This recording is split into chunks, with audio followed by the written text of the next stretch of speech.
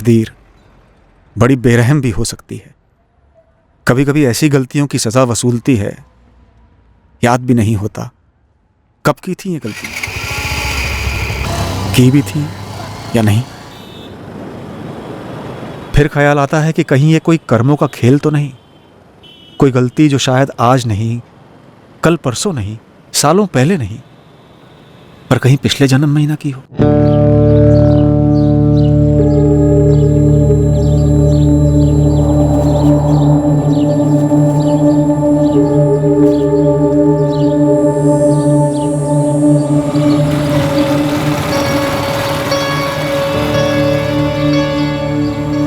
कई दिनों से ये आदमी मुझे यहीं खड़ा दिखता है। क्यों खड़ा है मुझे नहीं पता, पर इसकी नजर मुझ पर होती है। क्यों होती? क्या ये मुझ पर नजर रख रहा है? क्या ये मेरे बारे में कुछ जानता है या मेरे बारे में जानने भेजा गया है?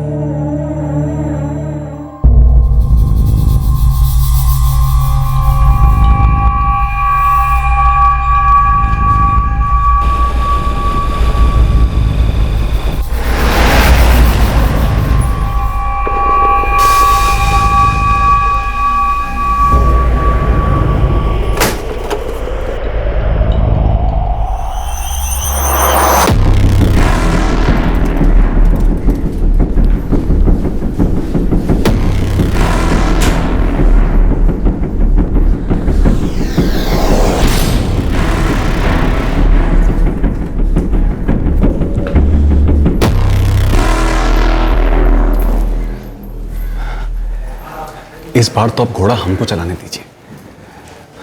हमारा वक्त आ चुका है, हम एकदम तैयार हैं। अभी टाइम है बच्चे, टाइम है अभी। जितना कहा गया है उतना ही करेगा तो। जी भैया जी, जी।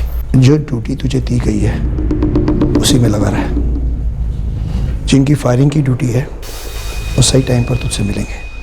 जगह का मुआयना कराना, टारगेट दिखाना और काम होते ही निकल लेना। अगर ये सब मक्खन की तरह हुआ तो अगली जुबारी में घोड़ा तेरे हाथ में होगा।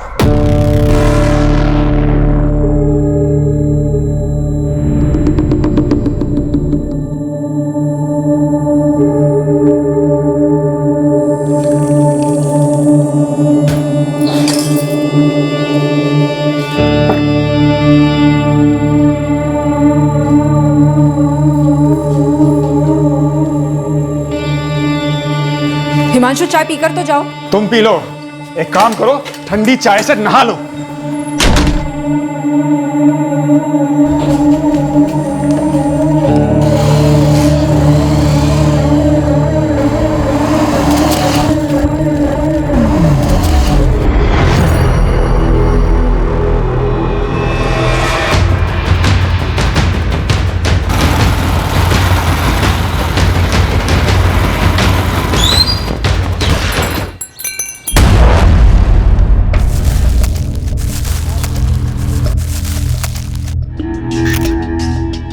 गोली की आवाज़ सुनते ही मैं बाहर भागा देखने। बाइक पर ट्रिपल सीट जाते हुए देखा मैंने उन्हें साहब।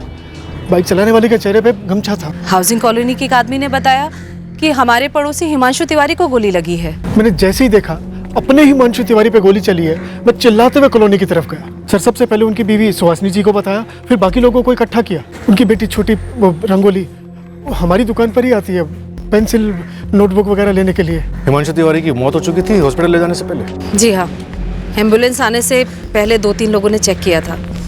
तब तक वो मर चुके थे, उनकी सांस रुकी हुई थी। बाकी दोनों की शक्लें तो हमसे बेहतर तो हमारे सीसीटीवी ने देखी होंगी। हिमांशु तिवारी की मौत यहाँ आने के पहले ही हो चुकी थी इंस्पेक्टर। कितनी गोलियां लगी? 6। विक्टिम की बॉडी अभी पोस्टमार्टम के लिए भेज रहा हूँ। हिमांशु तिवारी की बीवी और बच्ची दोनों अभी भी सदमे में हैं। उन्हें यकीन ही नहीं हो रहा कि हिमांशु तिवारी अब नहीं रहे। मम्मी, वो डॉक्टर और सब लोग क्यों कह रहे थे कि पापा मर गए हैं? नहीं बेटा, वो डॉक्टर ने ठीक से चेक नहीं किया। जब हम पापा को यहाँ लाए थे तब सांसें चल रही थी उनकी। नहीं चल रही थी मम्मी, नहीं चल रही थी।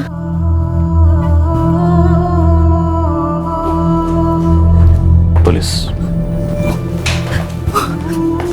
हिमांशु की सांसें चल रही है ना, मतलब कोशिश हो रही है ना उन्हें बचाने की। यहाँ लाने से पहले ही आपके पति हिमांशु तिवारी गुजर चुके थे।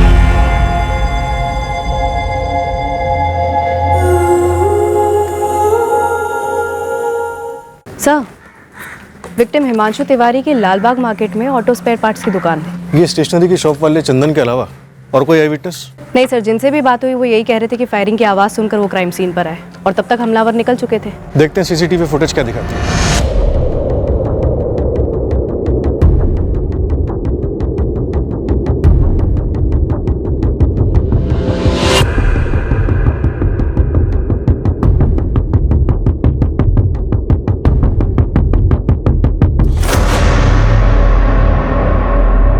सर, दोनों शूटर में से एक शूटर वापस जाता है और 2 गोली दागता है, यानी डबल शूटिंग की गई, डबल श्योर होने के लिए कि टारगेट किसी भी तरह बचा नहीं रहे। लेकिन खुद को बचाने की कोई खास कोशिश नहीं की गई। सिर्फ बाइक सवार ने गमछा पहना हुआ है, बाकी के 2 लोग ऐसे ही हैं। जबकि शायद इन्हें मालूम होगा कि यहाँ सीसीटीवी लगा हो सकता है। सर, बाइक की नंबर प्लेट भी ब्लैंक है, इस बात का भी ख्याल रखा गया। सर, थोड़ा सा रिवाइंड करके देखते हैं। दोनों शूटर्स एक ही तरफ देख रहे हैं, जैसे कि किसी के इशारे का इंतजार कर रहे हैं। इन दोनों को इशारा मिलता है और ये लोग हिमांशु पे हमला करते हैं, और ये इशारा कर देने वाला शायद वो स्पॉटर कोऑर्डिनेटर गमछाधारी होगा। ये गमछाधारी स्पॉटर काफी दिनों से फील्डिंग कर रहा होगा हिमांशु की। स्टेशनरी ओनर चंदन से कुछ और इन्फॉर्मेशन मिली? सर, कह रहा है इसके अलावा कुछ और याद नहीं है। उसे कहो कि याद करे, दिमाग पर जोर डाले, या फिर पूछ लो कि हम याद दिला।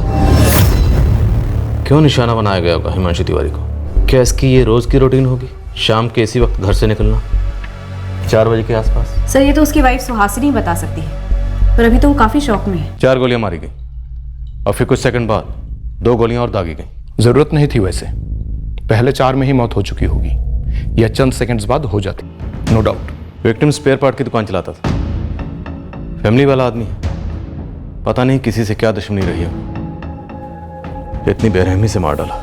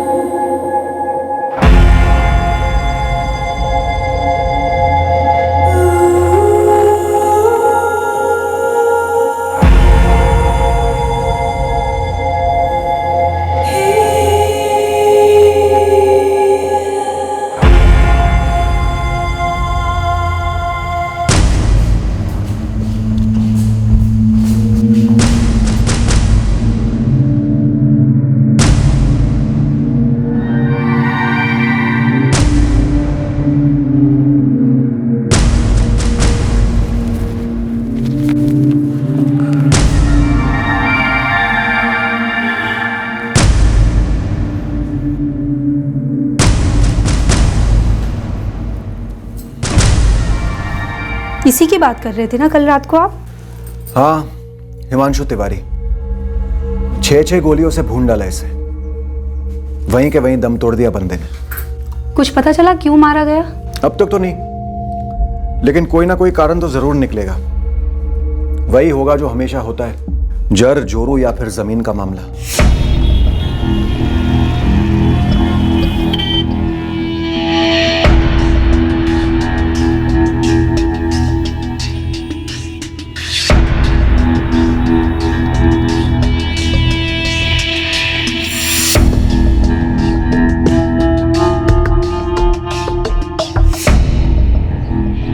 छठे हुए पेशेवर शूटर्स लगते हैं। कहीं बाहर के ही होंगे सब, वरना खुलेआम मर्डर करें और चेहरा भी ना ढकें। लेकिन ये गमछे वाला तो यहीं का लौंडा लग रहा है, तभी तो अपना थोबड़ा छुपा के रखा है। लेकिन बहुत जल्दी बेनकाब कर लेंगे हम लोग। अगर ये तीनों प्रतापगंज के बाहर के परिंदे हैं तो इनके उड़ने से पहले इनको पकड़ना होगा। हर जगह बात घुमा दो। जी मालिक। मैडम, पहले कभी इस गमछे वाले को यहाँ आसपास देखा हो? ऐसा ध्यान तो नहीं आ रहा, और इसका चेहरा तो वैसे दिखाई भी नहीं दे रहा। लेकिन आपको तो पिछले कुछ दिनों की सीसीटीवी फुटेज निकाल के दे देता हूँ। पूरे 1 हफ्ते की सीसीटीवी फुटेज निकालो। जी। 1 मिनट रुको, 2 हफ्ते की निकालो। हिमांशु दोपहर 1:30 बजे दुकान से आते, खाना खाते, फिर सो जाते। शाम को 4 बजे उठकर चाय पीते, फिर दुकान को जाते। ये डेली की रूटीन थी हिमांशु जी की, तो शायद हिमांशु जी की रूटीन को स्टडी किया गया। अब चूंकि बाजार में उनकी दुकान के बाहर उन्हें मारना मुश्किल था, इसलिए कॉलोनी के बाहर की जगह को चुना गया, और वो भी दोपहर का वक्त। पर जीजा जी क्यों सर? हिमांशु ने किसी का क्या बिगाड़ा था? देखिए, इस तरह की ज्यादातर पेशेवर हत्या किसी पुरानी दुश्मनी या रंजिश की वजह से होती है। क्या ऐसा कुछ था? मेरे पति ने एक बार भी ऐसे किसी रंजिश या दुश्मनी की बात नहीं की थी। हाल फिलहाल में हिमांशु जी ने अपनी दुकान को लेकर या कारोबार को लेकर किसी परेशानी का जिक्र किया? ऐसे किसी परेशानी का जिक्र कभी नहीं किया उन्होंने। हमारा खुशहाल परिवार था सर, एक दूसरे के साथ हंसी खुशी रहते थे। हिमांशु चाय पीकर तो जाओ। तुम पी लो, एक काम करो, ठंडी चाय से नहा लो। सुहासिनी जी, आपकी लाल बाग वाली दुकान पर गौरव और विकास काम करते हैं, उनके साथ कोई खटास? वो लोग कई सालों से काम कर रहे हैं सर, भरोसेमंद है। क्या गौरव और विकास में से किसी ने कोई बड़ा लोन लिया था हिमांशु से? साहब, लोन लेने की कभी ज़रूरत ही नहीं पड़ी। हिमांशु से तनख्वाह वक्त पर देते रहे और बोनस भी देते रहे। साहब, उन्होंने तो हमारा बीमा भी करवाया था। सालों से काम करते थे ना उनके साथ? हाँ साहब। तो कभी किसी के साथ कोई अनबन, कोई दुश्मनी? 15 सितंबर को जब तुम्हारे सेठ हिमांशु दुकान पर आए और फिर दुकान से घर पर गए, तब उनका मूड कैसा था? 15 सितंबर को तो वो दुकान पर आए ही नहीं थे। तो फिर वो घर कहाँ से लौटे थे? सर वो तो पता नहीं, हम सुबह दुकान खोलकर काम पे लग गए थे। तो तुम लोगों ने फोन करके पूछा नहीं? हमें लगा वो अपने दूसरे काम पे गए होंगे, उनका प्रॉपर्टी का बिजनेस भी था ना साहब। तो हिमांशु जी प्रॉपर्टी में भी डील करते थे? ब्रोकर थे? जी नहीं साहब, वो ब्रोकर नहीं थे, वो ज़मीनें खरीदते थे और जब उनके दाम बढ़ जाते थे तो बेच देते थे। सर, मैंने सुहासिनी से दोबारा वही सवाल पूछे जो आपने पूछे थे, लेकिन एक भी बार उसने प्रॉपर्टी डीलिंग के बिजनेस के बारे में जिक्र तक नहीं किया। ऑड है सर। क्या उसने जानबूझकर नहीं बताया कि हिमांशु परसों दुकान पर नहीं गया था? सर, क्राइम सीन से हिमांशु का फोन बरामद हुआ है। कुछ मिला शक करने लायक? किसी राजू चौधरी को कई कॉल्स हुए हैं 15 को, और उससे पहले भी कई बार। सर, इस राजू चौधरी से हिमांशु की लगभग रोज बात होती थी, दिन में कई दफे, लेकिन क्रियाक्रम के वक्त कोई राजू चौधरी नाम का आदमी आया नहीं था। इस राजू चौधरी का फोन स्विच ऑफ? नहीं सर, ऑन है। मैंने मिस कॉल दिया था, कॉल रिकॉर्ड्स मंगाए हैं, सोचा फिर उठाते हैं। और हिमांशु के call records? On the way हैं सर। सर, हिमांशु के कॉल लिस्ट में सुहासिनी के 6 मिस्ड कॉल्स हैं, परसों सुबह 11:30 से 1:15 बजे के बीच के, जो शायद हिमांशु ने मिस किए या फिर उठाए नहीं। चंदन स्टेशनरी वाले की सीसीटीवी फुटेज से कुछ मिला? नहीं सर, चंदन ने 3 हफ्ते की फुटेज खंगाली। इनफैक्ट हमने भी फुटेज रीस्कैन की, लेकिन उसमें कोई भी बंदा ऐसा स्पॉट नहीं हो रहा है जो गमछेधारी की बॉडी टाइप से मैच करता हो, या फिर कोई किसी पर नजर रख रहा हो।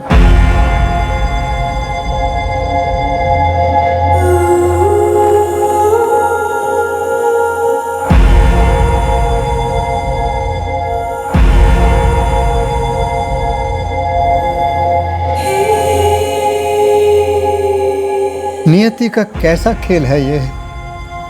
हिमांशु के साथ ही ऐसा क्यों? ऋषि, बहू कुछ जानते हैं क्या? पता नहीं बाबूजी। सर, हम आपको कितनी बार बता चुके हैं कि हमको नहीं मालूम उस दिन हिमांशु सेठ कहाँ थे।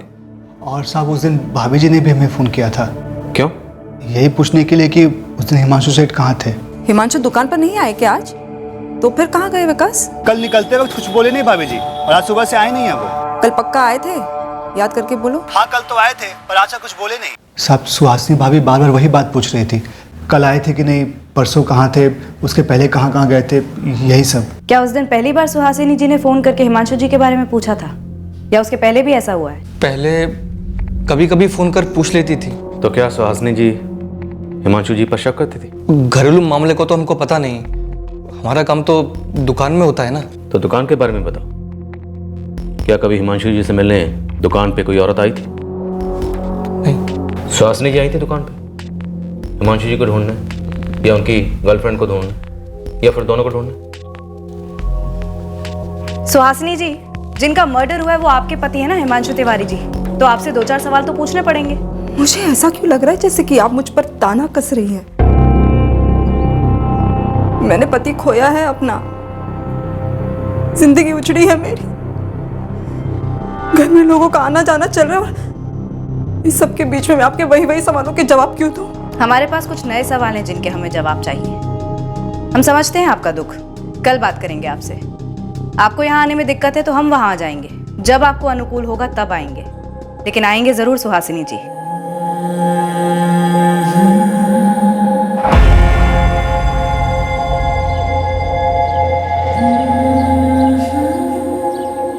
तुम और रंगोली कुछ दिनों के लिए हमारे यहाँ शानपुर क्यों नहीं आ जाते? देखती हूँ माँ, यहाँ पर भी बहुत सारे अधूरे काम पड़े हैं, समझ में नहीं आ रहा है माँ, शुरुआत कहाँ से करूँ।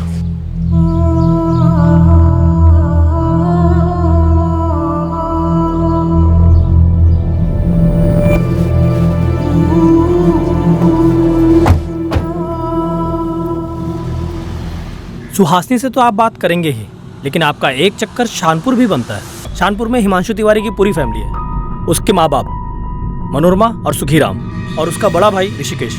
लेकिन हाँ, एक खबर लगी है कि शानपुर में हिमांशु तिवारी के पिता सुखीराम अपनी जायदाद का बंटवारा करने वाले थे, वो भी हिमांशु और ऋषिकेश में आधा आधा। क्या शानपुर में काफी प्रॉपर्टीज है उनकी? करोड़ों की संपत्ति है। पुलिस ने सुहासिनी को बताया हिमांशु की सुपारी दी थी, किसी पेशेवर हत्यारे ने मार डाला उसे। और क्या बोला पुलिस वालों ने? सुहासिनी ने तो इतना ही बताया मुझे। समझ में नहीं आ रहा है मेरे हिमांशु की ऐसे किसके साथ दुश्मनी थी जो। सुहासिनी जी, पहली बात तो ये कि आपने हमें ये नहीं बताया कि आपके पति हिमांशु जमीन के लेन देन का कारोबार भी करते। दूसरी बात, आपने हमें ये भी नहीं बताया कि 15 सितंबर जिस दिन उनका कत्ल हुआ वो दुकान पर गए नहीं थे। शौक या शौक में बताना भूल गई आप? फिर ताना कस रही हैं आप? सर, मैं सच में भूल गई थी, क्योंकि मेरी आंखों के सामने मेरे पति की गोलियों से छन्नी लाश पड़ी थी। 15 सितंबर जिस दिन आपके पति हिमांशु का कत्ल हुआ, आपने उन्हें एक नहीं, दो नहीं, 6 बार कॉल किया। शायद आपने ये जानने के लिए कॉल किया कि वो कहाँ, क्योंकि जब आपके पति हिमांशु ने फोन नहीं उठाया तब आपने दुकान पे भी फोन किया था। सर, वो मेरे पति हैं थे, वो किस वक्त कहाँ है इतना जानने का भी हक नहीं है मुझे। लेकिन हमारा भी फर्ज बनता है ये जानने का कि हिमांशु 15 सितंबर की सुबह अगर दुकान पर नहीं थे तो कहाँ थे? रोज जैसे ही निकले थे, नाश्ता किया और ठीक 9 बजे घर से निकले। रंगोली, मैं जा रहा हूँ, बाय। बाय पापा। स्कूल में अच्छे से पढ़ाई करना। हाँ, मैं जा रहा हूँ सुहासिनी, बाय। हाँ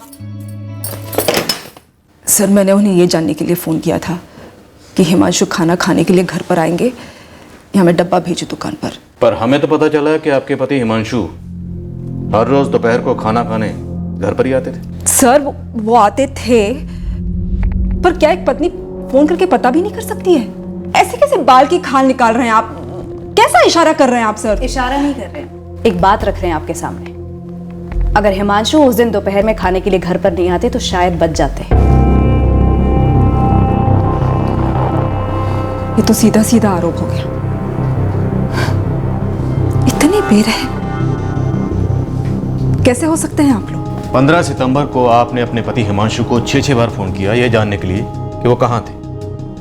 तो 15 सितंबर की दोपहर को जब वो घर पे आए थे तब आपने पूछा होगा कि वो कहाँ थे। सर, वो मेरी बहन संगीता के पति योगेश पांडे के साथ जमीन देखने गए थे।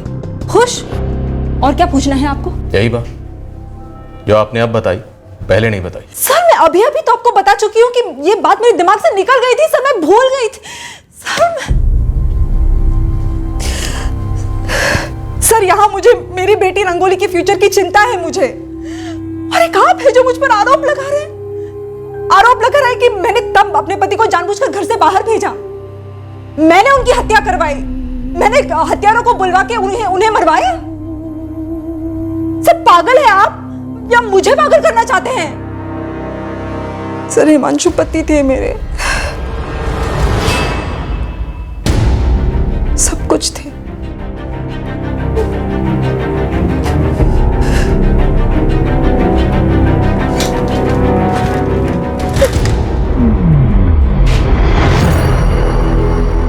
ये सुहासिनी जितना बता रही है उससे कहीं ज्यादा छुपा रही है।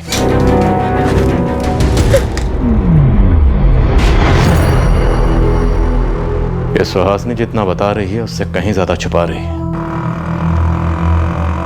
शायद उस दिन सुहासिनी ने यह सुनिश्चित किया था कि हिमांशु रोज की तरह दोपहर को घर आए खाने को, और रोज की तरह चाय पीकर दुकान के लिए निकले। कॉल रिकॉर्ड्स निकलवाए सुहासिनी के। सर एक रिक्वेजिशन डाल देती हूँ सुहासिनी के कॉल रिकॉर्ड्स के लिए। और सर गुप्ता सर शानपुर गए हैं। हिमांशु अपने साड़ू योगेश पांडे के साथ गया था जमीन देखने कत्ल की सुबह, उसे हाजिर करो। जी सर। और इस राजू चौधरी का क्या हुआ जिसका नंबर बार बार फीचर हो रहा है हिमांशु की कॉल लिस्ट? सर उसकी कॉल रिकॉर्ड डिटेल्स आनी अभी बाकी है। यहाँ इतना कुछ है। और सुहासिनी का कहना है कि हिमांशु की किसी से कोई रंजिश नहीं थी, कोई मसला नहीं था। रुचिका, इस सुहासिनी को फिर से खंगालो। किश्तों में इंफॉर्मेशन दे रही है, अपने शो को ढाल बनाकर ढाल के पीछे कुछ छुपा रही। पक्का।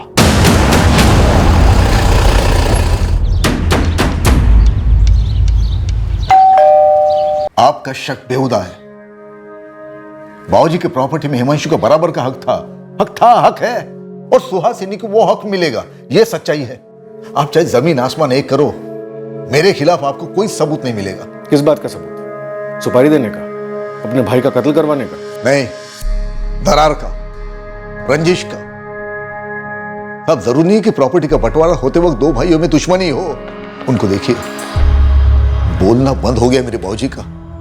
सर, जल्द से जल्द पता कीजिए किसने मारा मेरे भाई को, किसने की मेरे माँ और बाबूजी की हालत। ऋषिकेश जी, आपके पास एक से ज्यादा फोन नंबर्स हैं? जी, जितने भी हैं सब लिखवा दीजिए। आप अब भी मुझ पर शक कर रहे हो? दुख भरे भावुक दुखड़े सुनकर फैसले करना सिर्फ किस्से कहानियों में होता है, हकीकत में नहीं। हकीकत में सहानुभूति नहीं, सिर्फ सबूत काम करते हैं। आपके पास क्या सबूत है मेरे खिलाफ कि मैंने मेरे भाई को मरवाया? फिलहाल हमारे पास सबूत हो या ना हो, पर आपके पास अपने भाई को मरवाने का ठोस मकसद जरूर था। और कत्ल की तहकीकात में जिसके पास मकसद होता है ना, वो शक के दायरे में होता है, फिर चाहे वो सगा भाई हो, बाप हो या फिर पत्नी हो।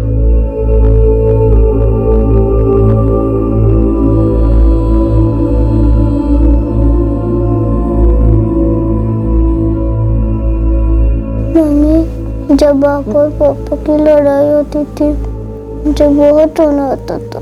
अब लोग रहे कि लड़ाई ही ठीक थी, कम से कम पापा तो यहाँ होते। मुझे पापा की बहुत याद आ रही। मुझे भी बेटा। तो फिर आप उनके साथ इतनी लड़ाई क्यों करती थी? मम्मी, पापा को किसने मार डाला? क्यों मार डाला? मुझे नहीं पता बेटा, मुझे नहीं पता।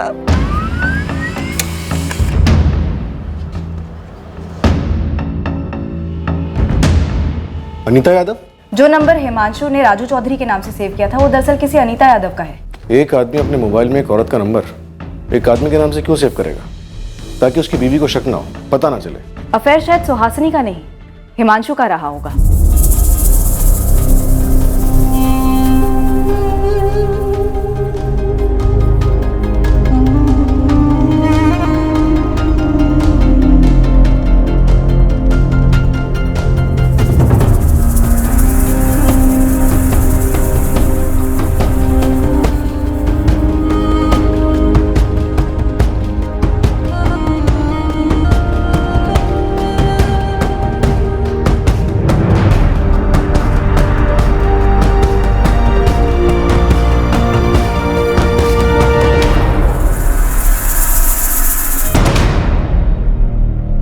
सर इतने कॉल्स होते रहे हिमांशु और अनीता यादव के बीच में, मतलब रिश्ता करीब ही रहा होगा। लेकिन अनीता यादव ना तो हिमांशु के क्रियाक्रम में आई और ना शोक सभा में। अनीता से ही पूछ लेते हैं, वो बिजी थी या छुप रही थी? ज़मीन मेरी नज़र में आई थी, ये प्रतापगंज शानपुर रोड पर, और मैं पहले भी हिमांशु को इस ज़मीन के बारे में बता चुका था। तो 15 सितंबर को आप और हिमांशु वो ज़मीन देखने गए? जी, ज़मीन के मालिक से बात भी हुई थी हमारी।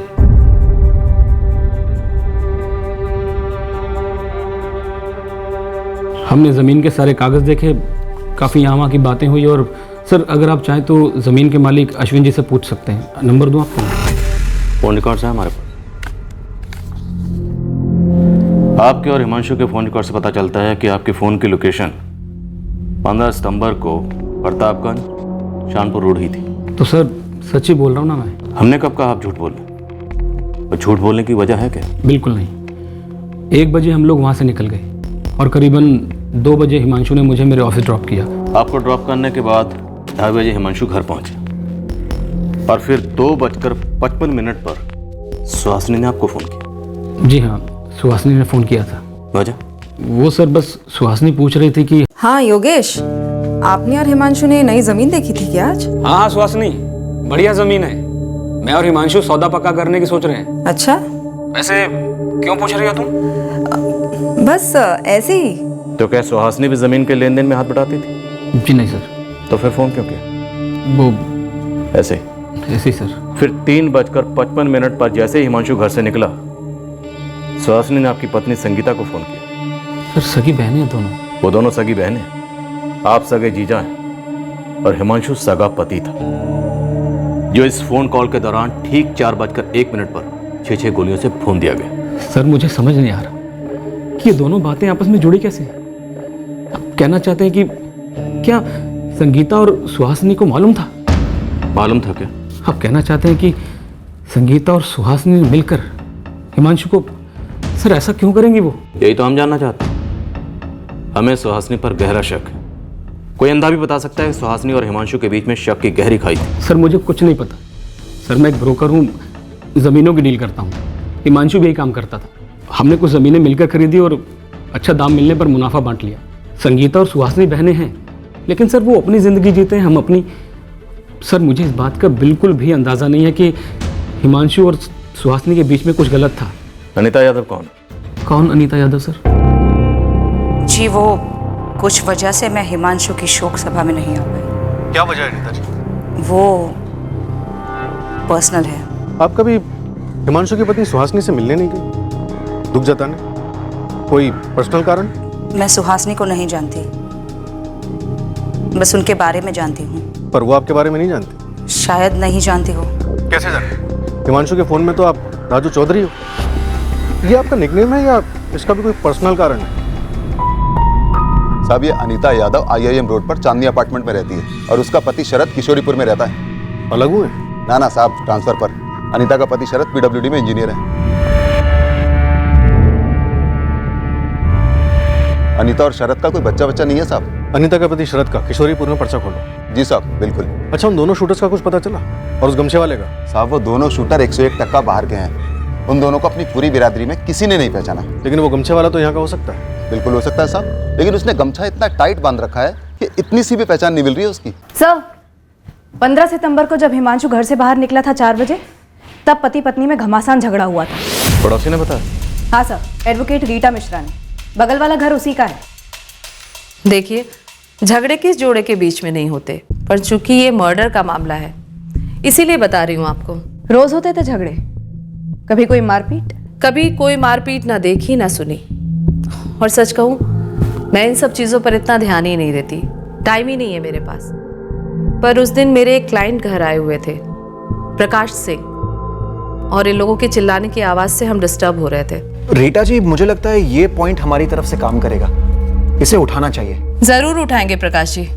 और ये पर मैं कहाँ जाऊँ? मुझे तो 24 घंटे पूरी जिंदगी रोज का है इनका ये झगड़ा। आप बताइए, आप क्या कह रहे थे? मैं कह रहा था वो ऐसा क्या करता हूँ मैं? क्या तकलीफ देता हूँ तुम्हें? बोलो ना। हम अंदर चलकर काम करते हैं। सारा दिन घर पे बैठ के प्लान बनाती रहती हो कैसे जान खाई जाए हिमांशु की। झगड़ा बढ़ गया तो मैं प्रकाश जी को लेकर अंदर वाले कमरे में चली गई। हम डिस्कस ही कर रहे थे, यही कोई 10-1 मिनट ही हुआ होगा, तभी पूरी कॉलोनी में चिल्लाने की आवाजें आने लगी। अरे हिमांशु जी को गोली मार दी किसी ने। ये वही हिमांशु है ना जिसकी आवाज हमने अभी सुनी थी? हाँ, हिमांशु तिवारी नेबर है मेरा। अरे उनकी आवाज अभी तो आ रही थी। हम कुछ समझ ही नहीं पाए, बस देखा कि सारे लोग कॉलोनी के बाहर भाग रहे थे। रीटा जी, क्या सुहासिनी अपने पति को मरवा सकती है? क्या बोलूं मैं, वैसे सालों से जानती हूं मैं उन दोनों को, दोनों ही डिसेंट हैं, पर लोगों के दिलों में, दिमाग में, घरों में क्या चल रहा है कोई कैसे बोल सकता है? आपको क्या लगता है? आप कह रही थी कि हिमांशु जी 15 सितंबर की सुबह अपनी दुकान पर नहीं गए थे। सोचिए, हिमांशु जी घर लौटे हों, उन्होंने खाना खाया हो, और शायद उसके बाद वो अपनी दुकान पर जाना ही ना चाहते हो। शायद ये झगड़ा पैदा किया गया हो जानबूझकर, हिमांशु जी को उकसाने के लिए, ताकि उन्हें गुस्सा आ जाए, उनका मूड ऑफ हो जाए, और वो रोज की तरह जब बाहर निकलते हैं उसी टाइम पर बाहर निकले और हत्यारे पहले से ही वहां घात लगाकर बैठे हुए हो। देखिए, मैं तो बस एक थ्योरी पेश कर रही हूं, जैसे हम कोर्ट में करते हैं। That's it.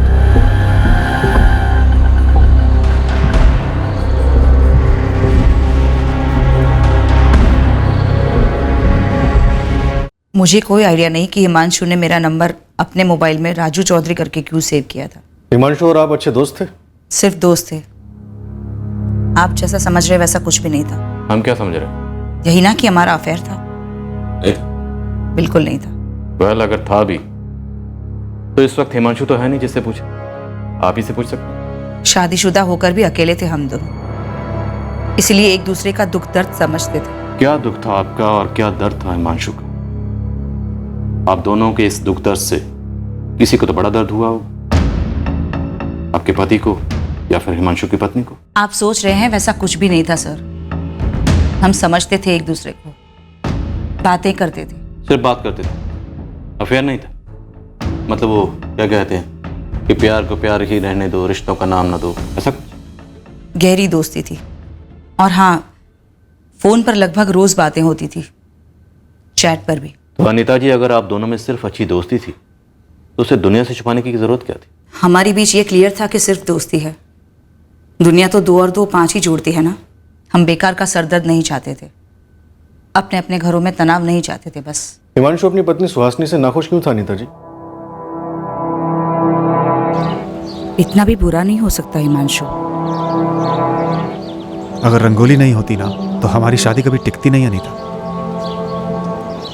मैं रोज घर जाता हूं सिर्फ इसलिए क्योंकि मेरी बेटी रंगोली है, जो मेरी दुनिया है। लेकिन रंगोली को तो तुम दोनों चाहिए ना, और वो भी लड़ते हुए नहीं चाहिए। तुम्हें रंगोली की खातिर सुहासिनी को एक और मौका देना होगा। 12 साल 12 साल कम नहीं होते अनीता। और ताली कभी एक हाथ से नहीं बजती। काश मेरी तरह सुहासिनी की जिंदगी में भी कोई आए जो उसे यह समझाए कि मैंने कभी उससे दिल से प्यार किया था। हमारी शादी कोई गलती नहीं थी अनीता। शुरुआत में शुरुआत फिर से भी तो हो सकती है ना, नए सिरे से। और कोई गलती नहीं होती जब तक उसे सुधारने की कोशिश होती रहे। तुम नहीं समझोगी क्या होता है। रोज बेल बजाई, सुहासिनी ने दरवाजा खोला और बस शुरू। सुहासिनी को आपके बारे में मालूम था? जी मैं नहीं जानती, और इसलिए मैं हिमांशु के अंतिम संस्कार में भी शामिल नहीं हुई थी। चूर चूर हो गई थी ये सोचकर कि हिमांशु को इस तरह से क्यों मारा गया होगा। तो अनीता जी, क्या ऐसा हो सकता है कि किशोरीपुर में बैठे आपके पति शरद यादव ने आपकी और हिमांशु की दोस्ती को एक अच्छा खासा अफेयर समझ लिया? बोलिए अनीता जी, शरद को मालूम था? शरद ने मुझे कभी भी सवाल नहीं किया हिमांशु के बारे में। सवाल नहीं किया इसका मतलब ये नहीं कि शरद को मालूम नहीं था। अनीता जी, क्या ऐसा हो सकता है कि शरद ने हिमांशु को मरवाया? ऐसा कुछ भी नहीं था सर, कुछ भी नहीं। आप ऐसा सोचती, शायद आपके पति ऐसा ना सोचते।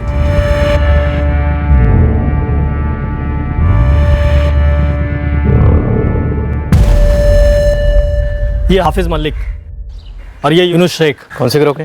कोई माई बाप नहीं इनका। ये तो एक दूसरे के भी नहीं है, लेकिन एक खबर पता चली है कि 15 सितंबर की सुबह प्रतापगंज स्टेशन पे दोनों दिखे थे। दोनों बहुत ही शातिर हैं, काम के लिए फ़ोन भी नहीं रखते हैं। नया काम, नया सिम कार्ड। काम हुआ, सिम कार्ड फेंका। किसी लॉज में चेक इन भी नहीं किया, कहीं चाय भी नहीं पीते कि पकड़ सके। बस काम किया, धाएं धाएं धाएं और निकल लिया, एकदम मक्खन। जावेद, तू और असलम इस इलाके का हीरो होने का दावा करता, लेकिन अभी तक ये पंटर कौन है इसके बारे में कुछ भी खबर नहीं मिली तुम्हें। क्या अगर सो रहे हो तुम दोनों? पूरी फील्डिंग कर रहे हैं, बहुत जल्दी कैच कर लेंगे। एक पत्नी जो शायद शकी थी, एक दोस्त जो शायद प्रेमिका थी, लेकिन अब तक हम हिमांशु के हत्यारों तक नहीं पहुंचे। किसी के भी फोन रिकॉर्ड से कुछ नहीं मिला। कहीं ऐसा तो नहीं हम गलत रास्ते पर चल पड़े? बिना फोन कॉल के भी मर्डर की प्लानिंग हो सकती है, हुई भी है। हाँ, होती है। चलो मान लेते हैं कि इस मर्डर की प्लानिंग भी आमने सामने बैठकर हुई। पर गुप्ता, सामने बैठने वाला कौन है, कहाँ है? सर, हिमांशु का भाई ऋषिकेश, शानपुर से। इसके खिलाफ कुछ मिला? इसके फोन रिकॉर्ड से कुछ निकला? बात करो। हाँ ऋषिकेश, बोलो। सर, ये पेशेवर हत्यारे सस्ते तो नहीं आते होंगे ना? क्यों, तुमसे ज़्यादा चार्ज किए क्या, या फिर मार्केट रेट क्या चल रहा है? ये पता करने के लिए हमें फ़ोन किया है। सर बात मेरे भाई के मर्डर की है, इसलिए मजाक ना करे तो बेहतर है। सुनिए, हमारी एक बहन है दूर की, मीना त्रिपाठी, बेलागर में रहती है। हितेश बेटा, चलो गरम गरम खाना खा लेते हैं। बस मम्मा 2 मिनट। कोई 2 मिनट वो मिनट नहीं। विधवा है मीना। कुछ 1.5 महीने पहले उसने अपने मरहूम पति की प्रॉपर्टी बहुत ही घाटे में बेची थी। और तुम्हें लगता है इस मीना को पैसे चाहिए थे सुपारी देने के लिए? बस ऐसे ही ख्याल आया, वैसे सबूत नहीं है मेरे पास कोई। इस ख्याल के पीछे का पुलाव क्या है? क्या मीना के पास कोई मकसद था हिमांशु को मरवाने का? हाँ, मीना सबको बताई जा रही थी कि हिमांशु ने उसके साथ बड़ी नाइंसाफी की है। कैसी नाइंसाफी? मीना के पति की 2 साल पहले एक्सीडेंट में मौत हो गई। तब से ससुराल वालों के साथ जायदाद को लेकर मीना की प्रॉब्लम चल रही थी। मीना के ससुर ने हिमांशु को बंटवारे के बारे में राय देने के लिए कहा, जो कि हिमांशु ने अपनी तरफ से दे दी थी, पर मीना को रास नहीं आई थी। तब से हिमांशु के लिए दिल खट्टा हो गया था मीना का। इतना खट्टा हो गया कि इतनी कीमती प्रॉपर्टी आधे दाम में बेचकर सुपारी के लिए पैसे जुटाए गए। ये मीना त्रिपाठी वाला एंगल गूगली है फुल टॉस, जिसे ऋषिकेश ने हमारा फोकस भटकाने के लिए हमारी तरफ फेंका। फिर भी चेक करते हैं, इतना भी इम्पॉसिबल नहीं है। बदले की आग लॉजिक कब से देखने लगी? सर, ये सुहासिनी भी बड़ी अजीब मिट्टी की बनी हुई है, इसे काफी चिकनी चुपड़ी मिट्टी है। शादीशुदा लगती नहीं है आप। जब शादी होगी तब समझोगी। हर पति पत्नी के बीच में नोकझोंक होती है, और एक आप हो, उसे एक भयंकर साजिश का रंग दे रही हो। कातिल पकड़ने की ताकत नहीं है आप में, तो पीड़ित को ही कातिल बताएंगे? सुहासिनी जी, सबसे पहली बात तो ये कि आप शादी पर लेक्चर मत दीजिए, और दूसरी बात ये कि कौन कातिल है कौन पीड़ित ये हम पता लगा लेंगे। हाल फिलहाल हम ये पता लगा चुके हैं कि आपके पति हिमांशु ने गोली खाने के पहले आपकी डांट खाई थी। और फिर मैंने हत्यारों को फोन किया तुरंत, और फिर चंद मिनटों में वो हमारी कॉलोनी के बाहर भी आ गए। मतलब सीधे आसमान से टपक गए क्या? तुरंत आप हमारे थाने में तशरीफ ले आइए सुहासिनी जी।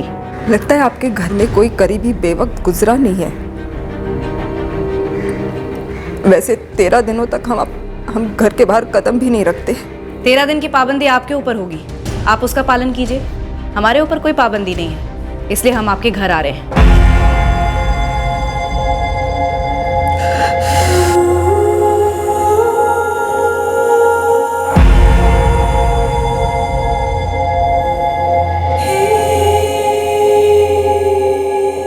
सुहासिनी, तुम्हारी हर रोज की झिकझिक की वजह से ना मुझे ऐसा लगता है कि इस घर में कभी नहीं लौटूं, कभी नहीं। तुम्हारे पास कहीं और जाने का ठिकाना जो है, लेकिन एक बात याद रखिए हिमांशु, मैं पत्नी हूं तुम्हारी, और तुम्हारी एक 11 साल की बच्ची भी है घर में, इसलिए घर आना या ना आना ये कोई चॉइस नहीं है तुम्हारे पास। और इस घर में ना तुम्हारी मनमर्जी नहीं चलेगी। तुमसे तो बात करना ही बेकार है, जाओ तुम। अरे मैं कहां जाऊं? मेरे पास तो ऐसा कोई है ही नहीं जाने के लिए, वो तो तुम्हारे पास है। मुझे तो 24 घंटे पूरी जिंदगी तुम्हें झेलना होगा। अरे क्या झेलती हो तुम? ऐसा क्या करता हूं मैं? क्या तकलीफ देता हूं तुम्हें? बोलो ना, एक बार खुल के बोलो। सारा दिन घर पे बैठ के प्लान बनाती रहती हो, कैसे जान खाई जाए हिमांशु की, कैसे जान से मार दिया जाए अपने पति को। तुम फिक्र ना करो, एक दिन ना, और बहुत जल्दी आएगा वो दिन जब मैं इस घर में वापस लौटूंगा ही नहीं। फिर पूरे सुकून के साथ रहना तुम, ठंडक मिलेगी तुम्हारी आंख को। अरे अब सारा गुस्सा चाय पे निकलेगा? शुक्र करो चाय पे निकाल रहा हूं। चाय पी के जाओ हिमांशु। खुद पी लो, एक काम करो, ठंडी चाय से नहा लो। सर, लगता है ये सुहासिनी बहुत बड़ा गेम खेल रही है, सोच रही है आंसुओं से हमारी आंखों में धूल झोंकेगी। सर, सुहासिनी की बहन संगीता को भी उठाते हैं। ये सुहासिनी हमारी पहली सस्पेक्ट नंबर 1 थी, और अब ये बेलागढ़ की मीना, हिमांशु की कजन भी आ गई हमारी लिस्ट में। और सर, अनिता का हस्बैंड शरद यादव तो जाहिर सा सस्पेक्ट है। जब हमने इस केस की तहकीकात शुरू की तब हमें बताया गया था कि हिमांशु एक बहुत ही सीधा साधा इंसान है, जिसकी किसी के साथ कोई दुश्मनी नहीं हो सकती। सर, शायद वाकई में सीधा साधा इंसान रहा होगा हिमांशु, तभी तो शक नहीं कर पाया कि कोई उसके खिलाफ साजिश कर सकता है। और अब उसके कत्ल के बाद हमारे हाथों इस साजिश की कोई भी कड़ी नहीं लग रही है। सर, ये अनिता दोस्ती वोस्ती कुछ भी बोले, लेकिन ये अफेयर ही रहा होगा। लेकिन ऐसी फीलिंग आ रही है कि ये मर्डर शायद इस अफेयर से ना जुड़ा हुआ, किसी और अफेयर से जुड़ा हुआ, शायद सुहासिनी के किसी अफेयर से।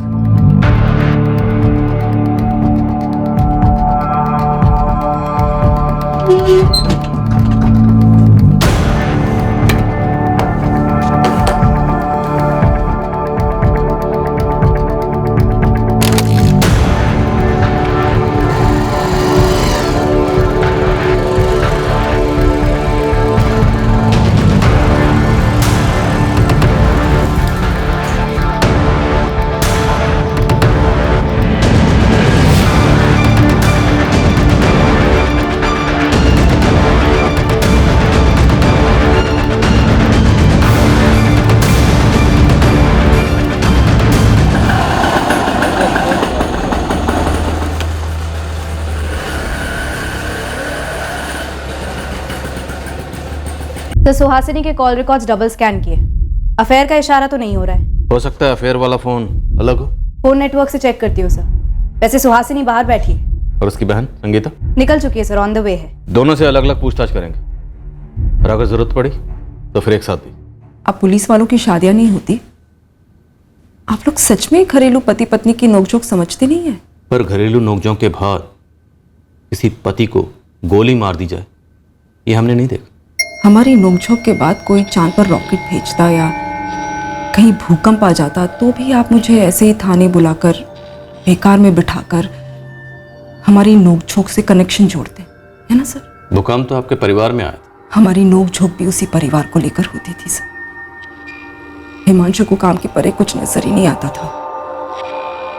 ठीक है, मेरे लिए ना सही, कम से कम हमारी बेटी रंगोली के लिए तो समय निकालते, पर नहीं। तो आप ये कहना चाहती हैं कि आपकी और आपके पति हिमांशु के बीच में इतने अरसे से, सालों से झगड़ा और नोकझोंक सिर्फ इसलिए होती थी क्योंकि वो रंगोली को वक्त नहीं देते थे? और क्या कारण था सर, आप बताइए ना। कारण था अनीता यादव।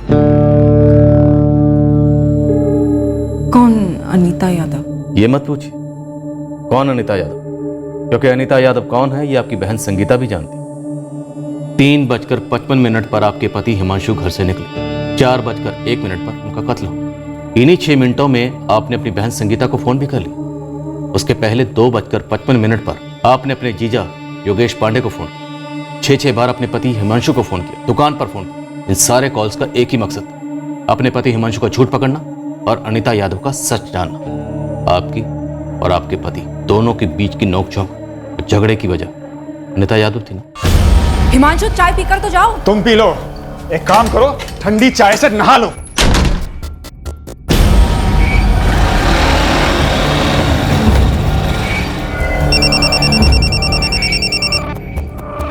हाँ सुहासिनी बोल।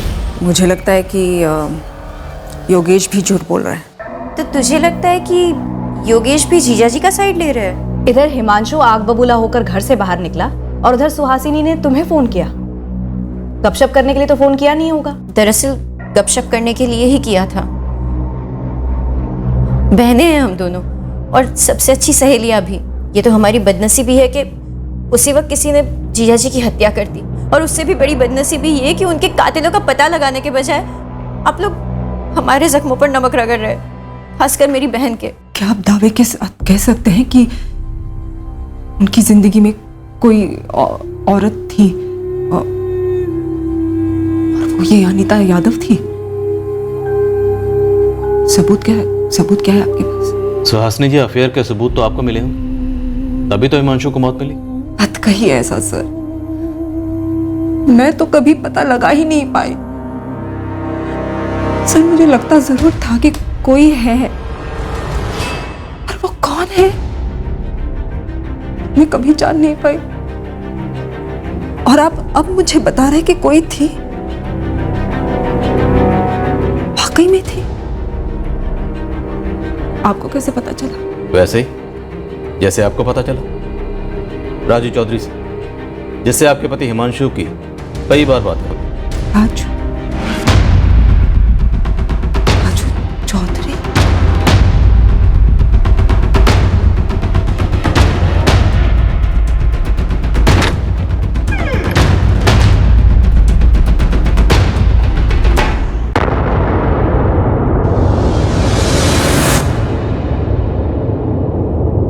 रहने दो सुहासिनी, फोन तो छुपा लोगी, लेकिन तुम्हारी आंखों में जो ये बेबुनियाद शक है, इसे कैसे छुपाओ? जैसे तुम छुपाते हो अपनी आंखों में किसी और का चेहरा, अपने दिल में किसी और की धड़कन। हमारे बीच में जो ये शक की दीवार बांध ली है ना तुमने सुहासिनी, ये मुझे सोचने पर मजबूर करती है कि एक दिन चुपचाप इस दीवार को फांद कर कहीं दूर चला जाए, किसी और के साथ एक नया घर बसाओ।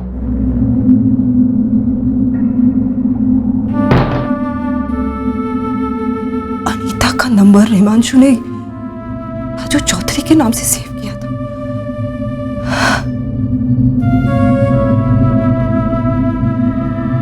मैंने ही ऐसा क्यों नहीं सोचा? जिस राजू चौधरी से हिमांशु रोज बात करते थे, रोज, पर मैंने हिमांशु के मुंह से एक बार भी उसका नाम नहीं सुना कभी। आपको कैसे पता चला? वो लोग किसी होटल में मिलते थे, मुझे उसकी तस्वीर दिखा। अब रहने भी दीजिए सुहासिनी जी, आपकी ये नौटंकी आपकी असली तस्वीर दिखा रहा। आप हमें उस आदमी की तस्वीर दिखाइए जिससे आपका अफेयर था। बकवास मत कीजिए आप सर। इतने साल तक हिमांशु मुझे बोलते रहे कि मैं शकी हूं, मुझे वहम है, मैं चिड़चिड़ी होती जा रही हूं दिन भर, मैं एक सरदर्द हूं मैं। 6 फोन का क्या मतलब है? तुम 12 फोन करती ना तब भी मैं नहीं उठाता क्योंकि मैं बिजी था। किसी की भी पत्नी अगर 6 फोन करती ना हिमांशु, तो पति एक बात तो सोचेगा कि 6 फोन क्यों किया, क्या अर्जेंट बात क्या होगी। कितना भी बिजी हो हिमांशु, उसके लिए फैमिली सबसे पहले आएगी, सबसे पहले। तुम किस चीज में बिजी थे हिमांशु? किसके साथ बिजी थे? तुमने अभी तक पता नहीं लगाया है? अरे ये तो बड़ी अजीब बात हो गई आज। दुकान पे तो पक्का फोन किया होगा। नहीं, संगीता को जरूर फोन किया होगा। तो उसने बताया नहीं कि मैं उसी के पति योगेश के साथ शानपुर हाईवे के पास वाली जमीन देखने गया था। जमीन देखना बिजी होता है क्या? हाँ हिमांशु, तुम अपने दिल पर हाथ रखकर बताओ मेरा फोन क्यों नहीं उठाया तुमने? सर दर्द। पहले जब तुम मुझ पर 24 घंटे शक करती थी ना, तो मेरे सर में दर्द होता था, लेकिन अब लगता है तुम खुद कितना बड़ा सरदर्द हो। जो भी करती हो, जो भी कहती हो, वो बस शक की कड़वी चाशनी में डूबा हुआ होता है। कितना मीठा बोल रहे हो हिमांशु, कितना मीठा बोल रहे हो। कहां से सीखा तुमने ऐसा बोलना? हाँ, क्या नाम क्या है उस मैडम का जिसने सिखाया तुम्हें? नाम बताकर तुम्हारी नींद क्यों हराम करूं? तुम सिर्फ इतना समझ लो कि उसका नाम सुहासिनी नहीं है। और हाँ, मैं उसी के साथ था। हम दोनों मिलकर प्लान कर रहे थे कि कैसे एक हुआ जाए। मैं तो एक अरसे से प्लान कर रहा हूं, बस उसको अंजाम देने के लिए सही मौका ढूंढ रहा हूं। हाँ सच है, ढूंढ ही रहे होंगे तुम। किसी को अगर जीते जी नर्क में जाना हो ना, तो मैं उसे अपनी जिंदगी दे दूं। मैं हिमांशु से लड़ी थी क्योंकि मुझे लगभग यकीन था कि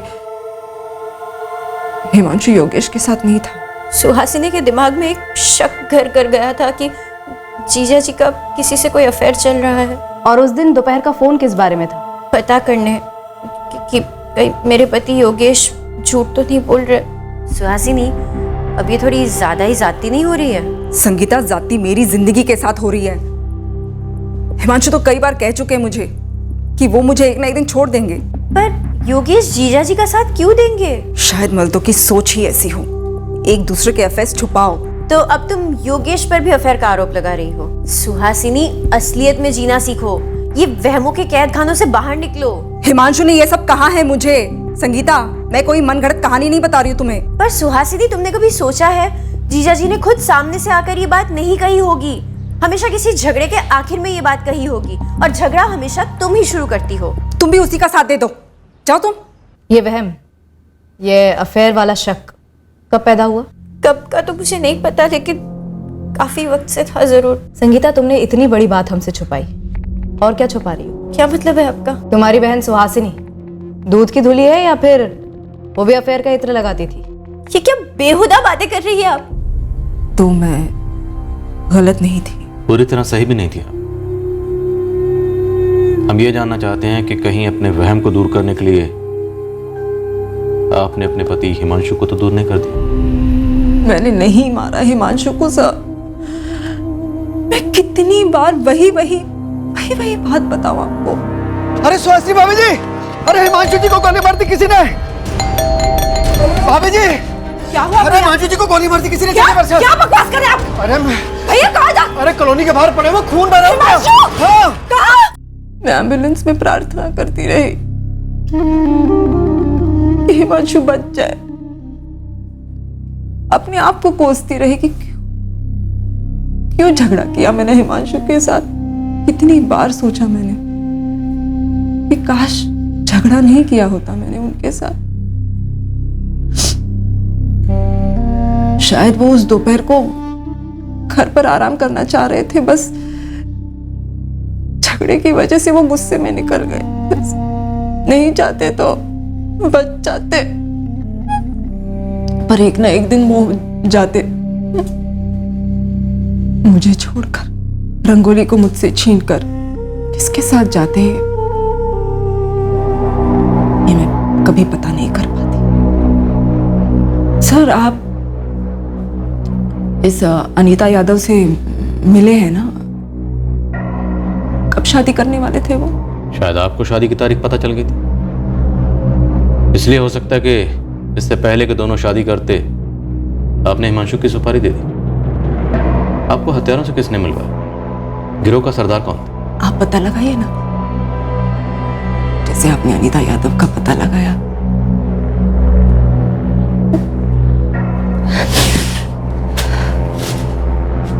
सर, मैं जाऊं? मैं बहुत थक गई हूँ, मुझे घर जाना है। सुहासिनी तिवारी काफी अच्छे से दर्शाती है उसका सदमा, उसका चौंक जाना, पर अभी भी वो अपना असली चेहरा दिखा रही है या अभी भी मुखौटा पहने हुए, ये तय कर पाना मुश्किल है। सर, फोन नेटवर्क कंपनी से जवाब आया है। सुहासिनी के नाम पर कोई भी दूसरा नंबर रजिस्टर्ड नहीं है। हो सकता है इस अफेयर में कोई फोन इस्तेमाल ही ना हुआ। सुहासिनी अपने प्रेमी से चुपचाप मिलती रही। पीछा करो। सर, सुहासिनी की बेटी रंगोली से अलग से बात करें? नहीं रुचिका, वो बच्ची है, रहने देते। पहले हम ट्राई करते हैं, अगर कुछ ठोस हाथ लगा तो फिर बात करेंगे। हिमांशु की कजन मीना त्रिपाठी, उसका क्या हुआ? सर, मीना त्रिपाठी के कॉल रिकॉर्ड्स तो ठंडे हैं। गुप्ता सर का मैसेज आया था, वो बेलागढ़ में मीना त्रिपाठी तक पहुंच गए। हिमांशु मेरा कजन था, जाहिर है उसकी मर्डर की खबर सुन के मुझे बुरा लगा है, लेकिन आप मेरे पास क्यों आए हैं? ये गमछाधारी मास्टरमाइंड लगता है, और इन दोनों शूटर्स ने हिमांशु पर गोलियां चलाई थी। प्रोफेशनल काम करने वाले लगते हैं, काफी बड़ी रकम लेते हैं मर्डर की। तो आपके स्वर्गवासी पति की एक जमीन थी रामाबाग में, जो आपने पिछले महीने बेची। उसका इन पेशेवर हत्यारों से क्या ताल्लुक है? आप सीधे सीधे बताएंगे क्या टेढ़ा सोच रहे हैं? जमीन के बंटवारे को लेकर आपके अपने ससुराल वालों के साथ अनबन थी? काफी जानकारी निकाल कर आए हैं आप। बिल्कुल। जमीन के बंटवारे में अपनी राय देने के लिए आपके ससुर ने हिमांशु को बुलाया था, और हिमांशु ने जो राय दी वो आपको नाइंसाफी लगी, और जमीन बेचने के ठीक 1 महीने के बाद इन महंगे शूटर्स ने हिमांशु को शूट कर दिया। अब बोलिए। हिमांशु के साथ मेरी कोई निजी दुश्मनी नहीं थी। हाँ, वो बंटवारे का फैसला खटका था मुझे। मेरे सर पे मेरी बेटी की जिम्मेदारी, इसलिए अपने ससुराल वालों के सामने कुछ मांगे रखी थी मैंने। 50-50 हो रहा है मीना, इसमें नाइंसाफी कहाँ हुई है? तकदीर ने मेरे साथ नाइंसाफी की है, मेरे पति को मुझसे छीनकर। आप लोग थोड़ा बड़ापन नहीं दिखा सकते? मेरी हालत नहीं देख सकते? इस घर की विधवा हूं मैं, बेवक्त हुई विधवा। लेकिन मीना बेटा, हम राजेश के साथ नाइंसाफी नहीं कर सकते। राजेश जवान है, अभी अभी नौकरी शुरू की है, पूरी जिंदगी रखी है उसके सामने, लेकिन मुझे मेरी नई जिंदगी ढूंढनी है। लेकिन मीना, तुम्हारे पति रुपेश ने जिंदगी भर जो भी कमाया, जो भी इन्वेस्टमेंट्स किए, वो सब तो तुम्हारे और तुम्हारे बेटे के नाम पर ही है ना। उसमें से तो कोई भी हिस्सा ये परिवार तुमसे नहीं मांग रहा, क्योंकि वो गलत भी होगा। लेकिन केशव अंकल की प्रॉपर्टी पर राजेश और रुपेश दोनों भाइयों का बराबर का हक बनता है। नाखुश हुई, लेकिन लड़ी नहीं।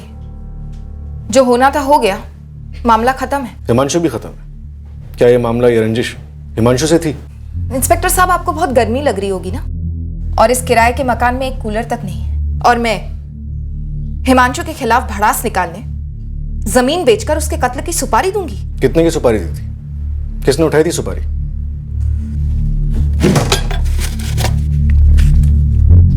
जमीन के पैसे सारे एफडीज में हैं, शॉर्ट टर्म। जैसे कोई ढंग का सस्ता फ्लैट मिल जाता है बेलागढ़ में, उन एफडीज को तुड़वाकर खरीद लूंगी। हिमांशु अगर दखल नहीं देता तो शायद आपको एक बड़ा हिस्सा मिल सकता था। किराए के मकान की जगह एक बड़ा आलीशान घर हो सकता था। कूलर तो छोड़िए, घर के अंदर एक एसी हो सकता था। मेरे पति रुपेश को छीनकर अगर तकदीर दखल नहीं देती तो हिमांशु की या किसी की भी दखल की गुंजाइश ही नहीं होती, और मुझे कितने भी लाख क्यों ना मिल जाते, रुपेश तो वापस नहीं आता ना। वैसे बदले के सुकून का कोई मोल नहीं होता। मेरा 10 साल का बेटा है, मेरी जान है वो। इतना संगीन जुर्म करके मैं उसकी जिंदगी के साथ खिलवाड़ नहीं कर सकती। आप गलत गलियां छान रहे हैं। जो गलियां हम छान रहे थे, अगर वो गलत थी तो वो कौन सी सही गली थी जहां हमें इस कत्ल की जड़ मिलती, और उस गली तक हम पहुंचते कैसे? ये सबसे बड़ा सवाल तलवार बनकर लटक रहा था हमारे सर पर। अनीता यादव के पति शरद यादव के खिलाफ भी हमें कोई संदेहजनक सुराग नहीं मिल रहा था। केस की शुरुआत से लेकर अब तक सुहासिनी ही मुख्य संदिग्ध रही थी और अब भी थी, लेकिन अभी तक उसके खिलाफ भी कील ठोकने वाला कोई सबूत हाथ नहीं लगा था। ये दोनों शूटर हाफिज और यूनुस कई गैंग के लिए काम करते हैं, लेकिन अभी बिल्कुल हवा है। किसी भी गैंग के पास कोई खबर नहीं इनकी। और ये गमछाधारी ये सामने से निकल भी जाएगा और हम लोग यूं ही खड़े बात करते रह जाएंगे। कमाल है तुम लोगों का खबरी नेटवर्क। शूटर्स को तो छोड़ो, सुहासिनी पर क्या इन्फॉर्मेशन लेकर आए हो तुम लोग? जीरो। साहब एक उंगली डालूं क्या? अभी तक तो सारे 9 बॉल डाले हैं तुम लोगों ने। बोल। अरिहंत कॉलोनी के बाहर सुहासिनी के घर पर नजर रखे हम लोग। वो खुद तो कहीं आती जाती है नहीं, तो हमें लगा कि हो सकता है कि कोई इससे मिलने के लिए आता हो। तो कोई आता है? देखा तुम लोगों ने? सुहासिनी के नहीं साहब, सुहासिनी के घर के बगल वाले घर में एडवोकेट रीता मिश्रा के यहाँ प्रकाश सिंह लगभग डेली आता है। प्रकाश सिंह? जी मैडम। सर ये वही प्रकाश सिंह है जो रीटा मिश्रा के मौजूद था जब हिमांशु और सुहासिनी के बीच में झगड़ा हो रहा था। और सर शूट आउट के बाद भी क्राइम सीन पर ये दौड़ा दौड़ा आया था एडवोकेट रीटा मिश्रा के साथ। साहब प्रकाश सिंह का एक जमीन का मैटर है, एडवोकेट रीता मिश्रा के यहाँ वो इसी सिलसिले में आता है। और हिमांशु भी तो जमीन की डीलिंग करता था। वो तो अपने सुहासिनी के किसी प्यार का पता लगाने के लिए बोला था, तो मैंने सोचा कि रोज आते आते हो सकता है प्रकाश और सुहासिनी का कहीं कोई टाका पीट हो गया हो, या फिर ये भी हो सकता है कि प्रकाश का कोई पुराना लफड़ा हो हिमांशु के साथ जमीन को लेकर के। और होने को तो ये भी इत्तेफाक लगता है कि ठीक कत्ल की दोपहर प्रकाश सिंह वहीं था रीता के घर पे। सर ये रीटा मिश्रा ने मुझे बताया था कि कत्ल के ठीक पहले हिमांशु और सुहासिनी के बीच में जोरदार झगड़ा हुआ था। और फिर उसने एक थ्योरी भी पेश की थी कि शायद सुहासिनी ने यह झगड़ा जानबूझकर किया ताकि हिमांशु घर से बाहर जाए और मारा जाए। ये झगड़ा जानबूझकर किया गया हो हिमांशु जी को उकसाने के लिए, ताकि उन्हें गुस्सा आ जाए, उनका मूड ऑफ हो जाए और वो रोज की तरह जब बाहर निकलते हैं उसी टाइम पर बाहर निकले। सब बात तो बिल्कुल फिट बैठती है। ये रीटा मिश्रा मुझे उस दिन ऐसे जानकारी दे रही थी जैसे कोई कोर्ट में क्रॉस एग्जामिनेशन करके दलीलें पेश करता। पर हमें गुमराह करके रीटा मिश्रा को क्या मिलेगा? सर ये प्रकाश सिंह रोज एडवोकेट रीटा मिश्रा से मिलता है, वो भी उसके घर पर दोपहर में। सर ये हो सकता है कि प्रकाश सिंह और एडवोकेट रीटा मिश्रा इन दोनों ने मिलकर कोई साजिश रची हो।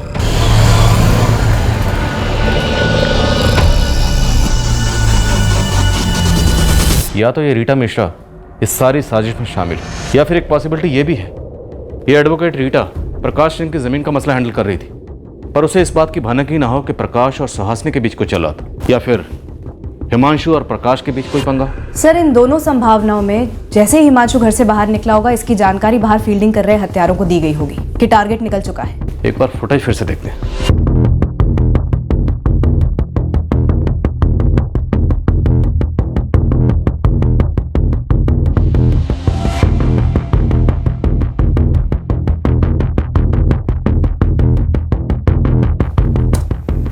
ये यूनुस और हाफिज, इन दोनों की बॉडी लैंग्वेज देखो, साफ दिख रहा है कि दोनों कंफ्यूज हैं। इन्हें पता ही नहीं है कि गोली कहाँ चलानी है, किस पर चलानी है। जब तक इनका ये मास्टरमाइंड गमछाधारी ने इशारा नहीं करता, उसके बाद ये गोली चलाते। अब इस गमछाधारी को किसी ने मैसेज किया या फ़ोन किया, ये हम नहीं देख पा रहे, क्योंकि वह इस वक्त फ्रेम में नहीं है। सर इस प्रकाश सिंह और उसके एडवोकेट रीटा मिश्रा दोनों की फाइल्स बनाते हैं, दोनों के फ़ोन रिकॉर्ड स्कैन करते हैं, एक एक डिटेल्स निकलवाते हैं। अगर कुछ भी हुआ तो ज़रूर सामने आएगा।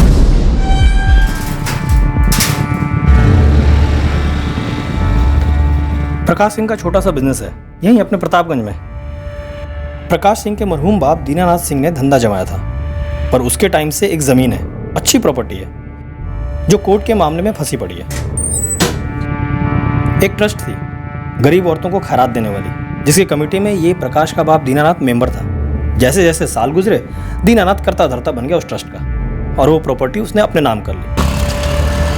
ट्रस्ट का काम बंद पड़ा है सालों से, दीनानाथ भी चल बसा। फिर उस जमीन की देखभाल प्रकाश करने लगा। अब ट्रस्ट की कमेटी ने उस जमीन को लेकर केस ठोक दिया प्रकाश पे। इसी प्रॉपर्टी के केस में इस प्रकाश सिंह की वकील एडवोकेट रीता मिश्रा है। प्रकाश को रीटा टाइम टू टाइम सलाह देती हैं इसी केस पर। दरअसल सालों से रगड़ रहा है ये मामला। इसी केस के चक्कर में प्रकाश सिंह का रीटा के घर लगातार आना जाना लगा रहता है। ये हिमांशु भी प्रॉपर्टी की डीलिंग करता था, इस प्रकाश सिंह का उससे कोई कनेक्शन? हम भी वही देख रहे हैं सर, लेकिन अभी तक कोई कड़ी जुड़ी नहीं है। एडवोकेट रीटा मिश्रा, इसकी क्या स्टोरी है? सर रीटा मिश्रा सिर्फ हिमांशु की पड़ोसन थी, और उसके कत्ल से रीटा मिश्रा को कोई फायदा होने वाला था, ऐसा अभी तक तो कुछ भी नहीं दिख रहा है। सर प्रकाश सिंह के फोन रिकॉर्ड्स चेक किए, उसके पड़ोसियों से भी बात की, और अरिहंत कॉलोनी में सुहासिनी के अड़ोस पड़ोस में भी बात की। दोनों के बीच में एक बार भी हाई हेलो भी नहीं हुई है। इस प्रकाश सिंह और हिमांशु के बीच भी कोई कनेक्शन नहीं बैठ रहा है। नहीं सर, ऐसे किसी प्रकाश सिंह को मैं नहीं जानता, और ना ही इस ट्रस्ट की प्रॉपर्टी के बारे में सुना है। रीटा मिश्रा को जानते हैं? जानता नहीं हूँ, नाम सुना है, हिमांशु की पड़ोसन है। वकील है शायद कोई सर। और ये प्रकाश उसका क्लाइंट है, उसी प्रॉपर्टी के सिलसिले में। जब 15 सितंबर की दोपहर को हिमांशु सुहासिनी से झगड़ा करके घर से बाहर निकला और जिस वक्त उस पर हमला हुआ, तब ये प्रकाश रीटा के घर में मौजूद था। सर आप कहना चाह रहे हैं कि उसने हिमांशु को मरवाया? अभी नहीं कह रहे, पॉसिबिलिटी है। इस पॉसिबिलिटी में कोई दम है, क्योंकि इस प्रकाश का ना तो हिमांशु से, ना उसकी बीवी से, और ना ही फैमिली के बाकी किसी मेंबर से कोई कनेक्शन दिख रहा है। सर, ये महज एक इत्तेफाक हो सकता है कि जब हिमांशु पर गोली चली तब प्रकाश सिंह आसपास था, और ये भी एक इत्तेफाक हो सकता है कि प्रकाश सिंह की जमीन का मामला कोर्ट में अटका था और हिमांशु प्रॉपर्टी डीलर था। और अनिता यादव और उसका पति शरद यादव, उनसे कोई कनेक्शन हो सकता है? सर, अभी तक तो नहीं दिख रहा है। हाँ असलम बोल। फिर प्रकाश सिंह का हिमांशु और सुहासिनी के साथ क्या कनेक्शन है, इसका तो पता नहीं चला साहब। लेकिन इस प्रकाश सिंह का गोली और बंदूक के साथ डायरेक्ट कनेक्शन है साहब। बंदे के पास लाइसेंस्ड गन है। किससे खतरा है प्रकाश को? लंबी कहानी है साहब। 2010 में प्रकाश सिंह का गन का लाइसेंस इशू हुआ था, और 2011 में एक ऐसा वाकयात हुआ जिसे सुनकर आप भी चौंक जाएंगे। बोल असलम, हम चौंकने के लिए मरे जा रहे हैं। इस प्रकाश सिंह की जो प्रॉपर्टी है ना साहब, कोर्ट में जो फंसी हुई है, उस प्रॉपर्टी पर शूट आउट हुआ था।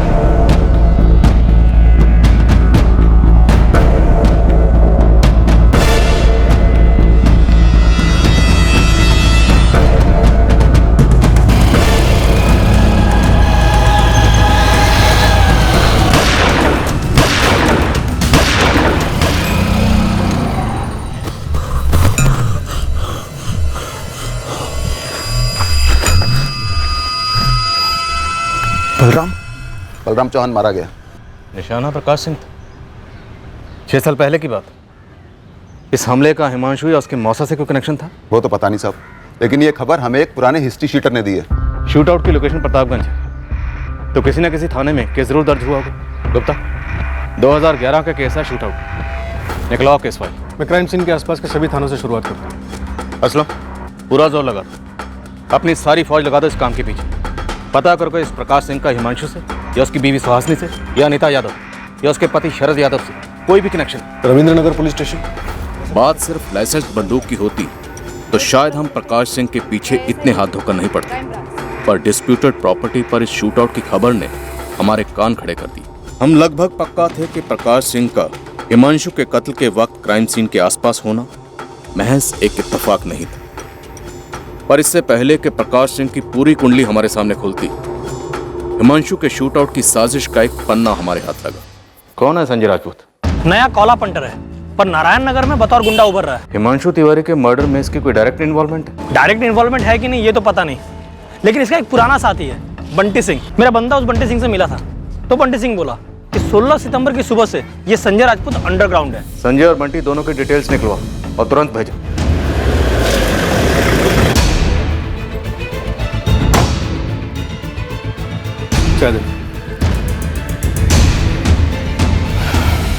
बंटी सिंह जी, चल चाय खत्म कर और चुपचाप जाके पीछे वाली गाड़ी में बैठ जा। अरे साहब मैंने किया क्या है साहब? संजय राजपूत कहाँ है बंटी?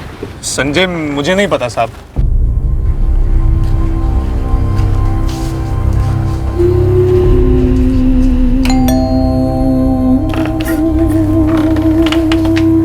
जी, मैं अनीता यादव।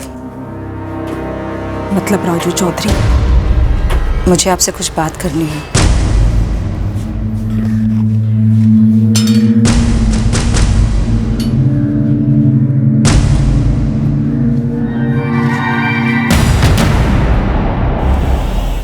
हिमांशु तुमसे बहुत प्यार करता था।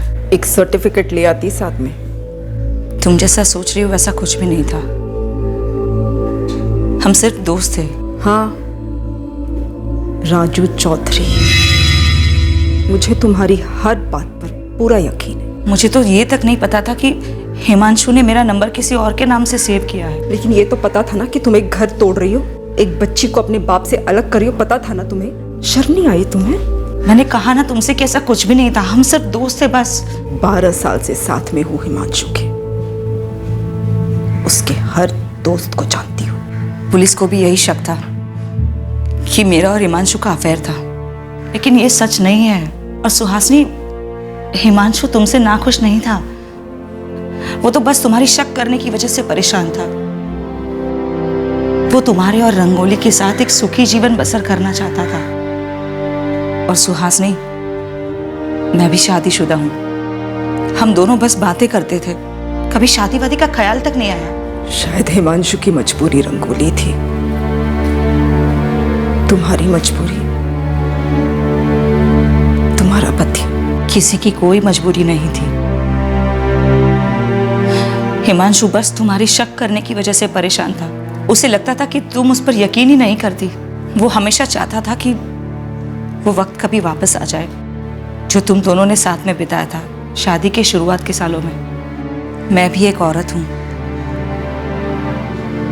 महसूस कर पाती थी जब वो बातें करता था तुम्हारे बारे में कि वो तुमसे कितना प्यार करता है। हिमांशु का तुम्हारे लिए प्यार कभी खत्म नहीं हुआ, कभी नहीं।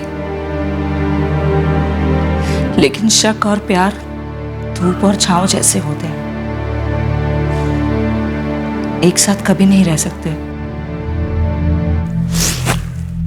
चलती हूँ।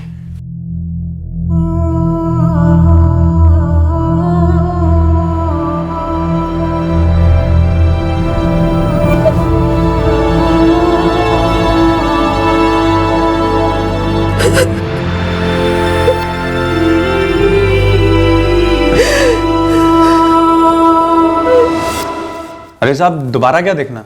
ये संजय ही है, बचपन से देखा है इसे। अब कहाँ दिखेगा? अभी का नहीं पता साहब, पर अपने नारायण नगर में तो नहीं है। कुछ दिन पहले अचानक से हवा हो गया। 16 सितंबर से? हाँ साहब, उसी दिन से। ये यूनुस शेख और ये हाफिज मलिक, दोनों पेशेवर हत्यारे और तुम्हारे बचपन के दोस्त संजय राजपूत ने इन दोनों से एक हत्याकांड करवाया। एक मासूम आदमी की जान ली गई, हिमांशु तिवारी की। और ये है हिमांशु तिवारी। हाँ साहब, ये अखबार में आया तो था, टीवी पर भी देखा था मैंने। साहब फिर भी पुलिस के पास नहीं आया? अरे साहब, तब ध्यान नहीं आया। तेरा बचपन का दोस्त संजय राजपूत, जिसने गमछा पहना हुआ है, अखबार में उसकी फोटो देखी होगी, टीवी पर सीसीटीवी फुटेज दिखाई गई, सब कुछ देखने के बाद भी तो पुलिस के पास नहीं आया? साहब, मुझे क्या पता था वो इतनी जल्दी बीए पास हो जाएगा और मर्डर करने लग जाएगा। तेरे बीए में पीएचडी छोड़ और ये बता, तू कौन से घराने का कलाकार है? हाँ? गुरु कौन है तेरा? साहब, मैं और संजय साथ में काम करते थे, हफ्ता वसूली करते थे ठेले वालों से। फिर वो साला संजय दुर्जन भैया के साथ काम करने लग गया और मुझे कभी मिलवाया भी नहीं। अब ये दुर्जन भैया कौन है? दुर्जन भैया ना भाई लोगों के भी भाई हैं, बॉस हैं वो। तेरे इस गुरु का गुरुकुल का है? साहब, फिलहाल तो आप लोगों के ही मेहमान है वो आज। सेंट्रल जेल से हुक्म चल रहा है, जब जब कोर्ट में पेशी होती है ना, संजय दौड़ा दौड़ा आता चरण स्पर्श करने उनके। तो सुपारी दुर्जन ने ली होगी और उसने आगे दी होगी संजय को। ये सब क्या हो रहा है मैडम? मेरा पीछा क्यों किया जा रहा है? ये क्या कह रहा है आपका खबरी? हर किसी से हथियार तान कर बात करते हो। पहले आप मुझे ये बताओ कि मुझ पे नजर रखने के लिए किसने सुपारी दी है आपको? पिद्दी सा हथियार क्या रख लिया जेब में? तमीज घर भूल आए हो। आप बैठिए चुपचाप। सर, ये दुर्जन सिंह काफी कुख्यात गैंगस्टर है। 3 स्टेट्स में गैंग फैली है इसकी। 10 साल से जुडिशियल कस्टडी में, अनगिनत केसेस ठुके हैं इस पर। प्रकाश सिंह ने हिमांशु तिवारी का काम इस दुर्जन सिंह से ही करवाया होगा। सर, प्रकाश सिंह बाहर ही बैठा है। क्या बात है सर? आजकल आप लोग किसी सुनसान जगह नहीं ले जाते, यहीं पे थाने में एनकाउंटर कर देते हैं। इस हथियार का लाइसेंस सरकार ने तुम्हें अपनी हिफाजत के लिए दिया, बदतमीजी ने। पहले आप मेरे सवाल का जवाब दीजिए कि मुझ पे नजर क्यों रखी जा रही है? क्योंकि तुम हिमांशु तिवारी मर्डर केस में सस्पेक्ट हो। उस दिन तुम हिमांशु के पड़ोस में इत्तेफाक से मौजूद नहीं थे। इस पूरे हत्याकांड के मास्टरमाइंड तुम हो प्रकाश। क्या? अब तो पक्का है सर, किसी ने खूब सारे मिठाई के डिब्बे भेजे हैं यहां पर, वो भी दिवाली से पहले। और आप लोगों से यह कहा है कि ये जो प्रकाश सिंह नाम का बंदा है ना, उसे बुरी तरह से फंसा दो। प्रकाश सिंह, तुम तक पहुंचने के लिए हमने बहुत पापड़ बेले, बहुत वक्त लगा हमें तुम तक पहुंचने में, पर देखो आखिरकार पहुंच गए ना। अब तुम्हारी पूरी हिस्ट्री हमारे सामने, और तुम्हारी हिस्ट्री के पन्नों पर बलराम चौहान का नाम भी शामिल है, वही काशी ठाकुर का गुंडा। काशी ठाकुर तो मारा गया 2009 के एनकाउंटर में, पर काशी ठाकुर के साथ तेरा बड़ा गहरा संबंध रहा है ना?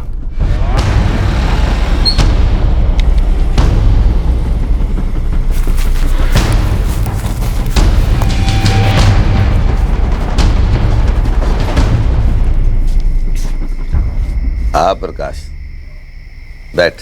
मैं ये गन जरूर रखता हूँ अपने साथ, लेकिन गोली वोली नहीं चलाई लोगों पे। ये हथियार, ये लाइसेंस, ये सिर्फ अपनी सुरक्षा के लिए है। जावेद की कनपट्टी पे जो घोड़ा रखा था वो कौन सी सुरक्षा थी? कारण है साहब, और हम वो कारण जानना चाहते हैं। आपने 2011 में हुए शूटआउट के बारे में पता तो करवाया, जिसमें बलराम मारा गया था, लेकिन शायद आप लोग ये नहीं जानते हैं कि 2012 में भी एक शूटआउट हुआ था, वो भी ठीक मेरे घर के बाहर ही।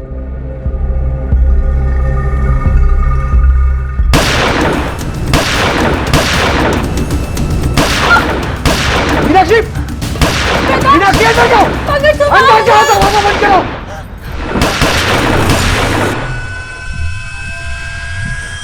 हाँ, तब मैंने 4 गोलियां चलाई थी जवाब में, सिर्फ अपने बचाव के लिए। तुम काशी ठाकुर के लिए क्या काम करते थे? कोई काम वाम नहीं करता था मैं काशी ठाकुर से सिक्योरिटी मांगने गया था।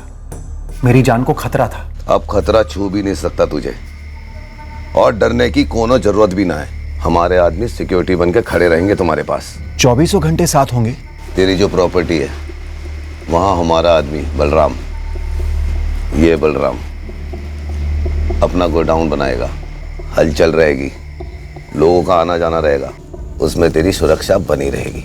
अगर तुम्हारी जान को वाकई खतरा था और तुम्हें प्रोटेक्शन की जरूरत थी तो तुम्हें पुलिस के पास आना चाहिए था, लेकिन तुम गए एक गुंडे के पास। सर, अगर आपको इंफॉर्मेशन चाहिए थी हिमांशु तिवारी मर्डर केस में, तो आपने मुझे क्यों नहीं बुलाया? किसी खबरी को क्यों लगाया मेरे पीछे? ज्यादा स्मार्ट ना बना प्रकाश सिंह। हमारी क्या औकात ये स्मार्ट वार्ड बनने की? स्मार्ट तो आप पुलिस वालों की ये वर्दी बना देती है लोगों को। जानते हैं, मुझ पर जब हमला हुआ था तो वो लोग भी वर्दी में थे। किसी के बाप को पता नहीं चला कि वो लोग पुलिस वाले नहीं, गैंगस्टर है। ये हमला हिमांशु ने करवाया था तुम पर? नहीं सर, देखिए, मैंने पहली बार हिमांशु तिवारी के बारे में 15 सितंबर को सुना, और देखा भी उसे पहली बार 15 सितंबर को ही, वो भी जब वो बेचारा मरा पड़ा था। मेरा हिमांशु तिवारी से दूर दूर तक कोई लेना देना नहीं था सर। तो फिर काशी ठाकुर से तुमने प्रोटेक्शन क्यों ली? और उसके एनकाउंटर के बाद दुर्जन सिंह से ली, और दुर्जन सिंह को सुपारी दी हिमांशु को मारने के लिए। क्या क्या क्या? मैंने दुर्जन सिंह को सुपारी दी हिमांशु को मरवाने की?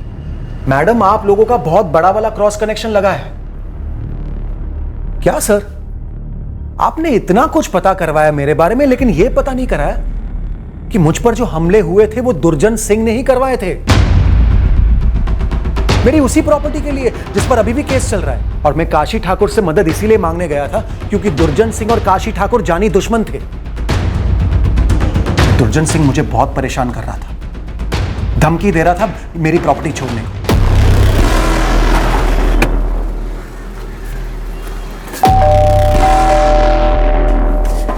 क्या है?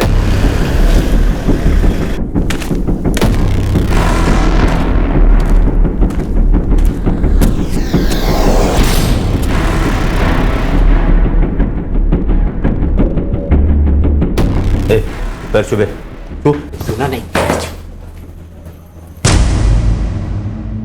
सुना वो ट्रस्ट वाली जमीन बहुत सरदर्द बनी हुई है तेरी। जी, तुझे कल ये गोली देगा सरदर्द की। इसका नाम संतराम शर्मा है।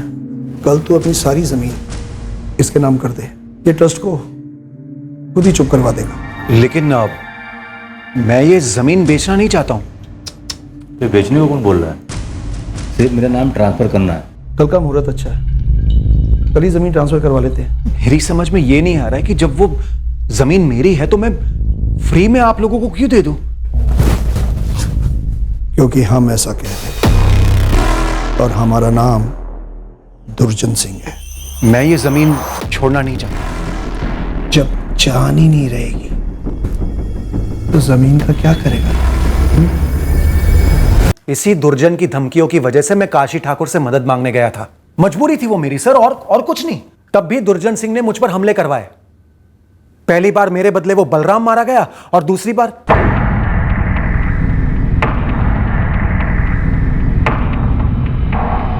सर कहीं ऐसा तो नहीं कि इस बार भी दुर्जन मुझे,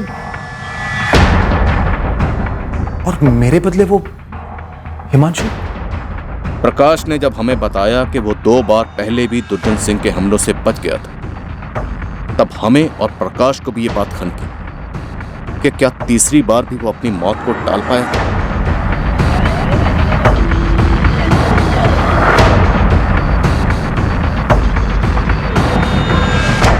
सर ये शूट आउट से एक दिन पहले का फुटेज है। ये फुटेज हमने पहले भी देखा, लेकिन तब हमारा फोकस प्रकाश पर नहीं था। ये प्रकाश रोज लगभग 2 बजे रीटा के घर जाता था और ठीक 4 बजे वहाँ से निकल जाता था, हिमांशु के निकलने से कुछ देर पहले। लेकिन 15 सितंबर को हिमांशु प्रकाश से कुछ देर पहले निकल गया था। और गुप्ता, फुटेज में एक चीज़ और नोटिस की, हिमांशु और प्रकाश दोनों की बाइक तकरीबन एक जैसी।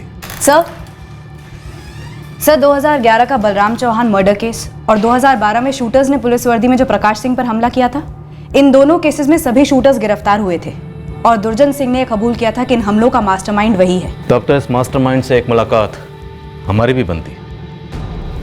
दुर्जन सिंह की ऑफिशियल कस्टडी के लिए अर्जी दे दो। आपके कमिश्नर साहब कोई बड़ा इनकाउंटर किसी नए भर्ती हुए हवलदार को सौंपेंगे क्या? बस यही हमारे साथ हुआ। ये दूध भात संजय राजपूत टुच्चे से काम में भी गड़बड़ कर गया। कह रहा था 1 महीने से फील्डिंग लगाई है। भैया जी, प्रकाश सिंह हर दिन दोपहर 2 बजे अरिहंत कॉलोनी जाता है अपने वकील रीता से मिलने। रोज 27 दिन से पीछा कर रहा हूँ। और तो और बंदा इतवार को भी वहां पर गया था। अरिहंत कॉलोनी के बाहर का रास्ता एकदम सुनसान। आप मुहूर्त निकाल दो, प्रकाश सिंह को कल के कल ढूंढ डालो। हमारी कोर्ट में अगली पेशी कब है? अगले हफ्ते भैया। 1 हफ्ता और उस पर नजर रख, पूरी रिपोर्ट दे। इस बार वह बचना नहीं चाहिए। ये शूटर्स यूनस और हाफिज बावरीपुर के। किसी को भेजा था इनके पास? फोन किया था। कहाँ से फोन किया था? जहाँ हम रहते हैं साहब, यहीं जेल से। यहाँ जेल में फोन है तुम्हारे पास? कमाल करते हैं साहब, जैसे आप जानते नहीं। हम जैसे इज्जतदार लोगों के लिए इस जेल में सब कुछ है। आप बोलिए, आपको क्या चाहिए? अभी मंगवा देता हूँ। यूनस शेख, हाफिज मलिक और संजय राजपूत। इन दोनों शूटर्स का तो पता नहीं है कहाँ है, लेकिन वो संजय राजपूत शानपुर में कहीं छुपा है। उठवा लो उसे। सोचा था कोई हुनर होगा उसमें, एक चांस देकर देखते हैं। हक दिया साला।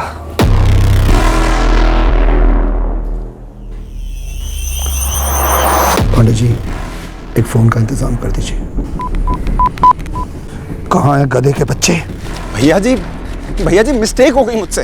अबे अंधे, तुझे उस आदमी और प्रकाश में कोई फर्क ही नहीं दिखा? मालिक, वो आदमी उसी वक्त निकला गेट से। दूर था, मुझे लगा प्रकाश सिंह है। कपड़े भी सेम पहने हुए थे, मैंने कर दिया इशारा।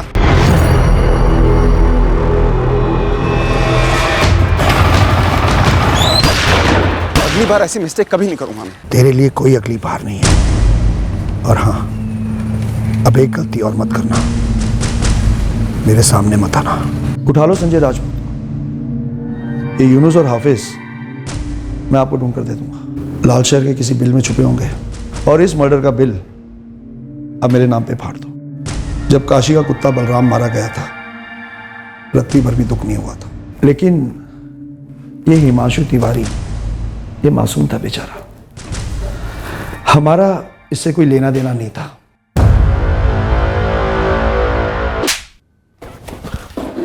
तुम्हारे जैसे लोग इस समाज के लिए दीमक है, कैंसर। एक ही इलाज है तुम लोगों का, एनकाउंटर। पर नसीब अच्छे हैं तुम्हारे कि हमारे हाथ कानून से बंधे। गलती मतलब? वो किसी और को मारने आए थे, लेकिन जिसने शूटर्स को इशारा करना था उसने पहचानने में गलती कर दी। उसने गलती से हिमांशु को अपना निशाना समझ लिया। पर किसे मारना चाहते थे वो लोग तो अपने टारगेट प्रकाश सिंह की दिनचर्या पर नजर रखे हुए थे। हिमांशु को तो वो जानते तक नहीं थे। काश उस दिन हिमांशु ने चाय खत्म की होती। थोड़ी देर के बाद घर से निकलते तो शायद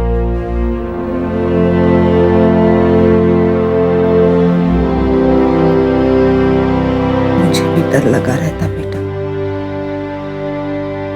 कि एक ना एक दिन तेरे पापा मुझे छोड़कर चले जाएंगे। अब तो पापा चले गए ना हमेशा के लिए।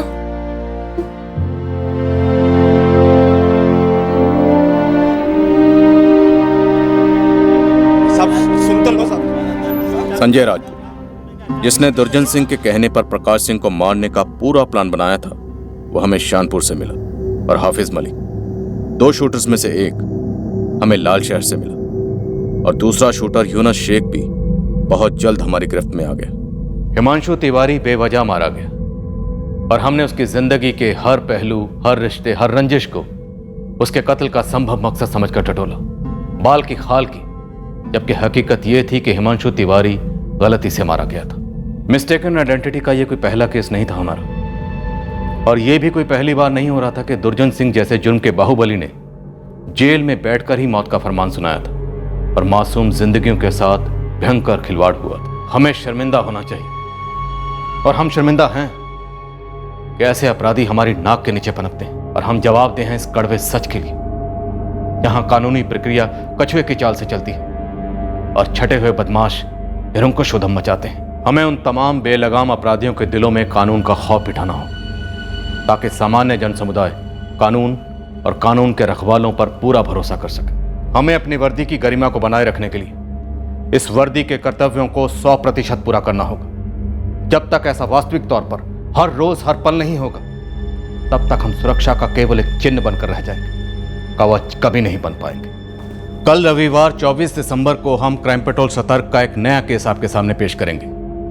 याद रखिए, ये केस रात 11 बजे शुरू होगा। जय हिंद। इस तरह के और भी एपिसोड देखने के लिए हमारे चैनल को सब्सक्राइब करें और बेल आइकन दबाना ना भूलें।